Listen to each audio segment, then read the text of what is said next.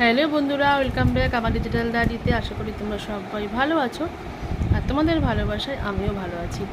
আর সবাইকে আবার বলি গুড ইভিনিং এবং শুভ সন্ধ্যা, যে যেটা নাও আর কি। আর এদিকে দেখো, আমি সন্ধ্যেবেলায় চা খেতে বসেছি, আর সঙ্গে হচ্ছে এই যে এক ব্যাগ মজা নিয়ে খেতে বসেছি টোস্ট বিস্কুট।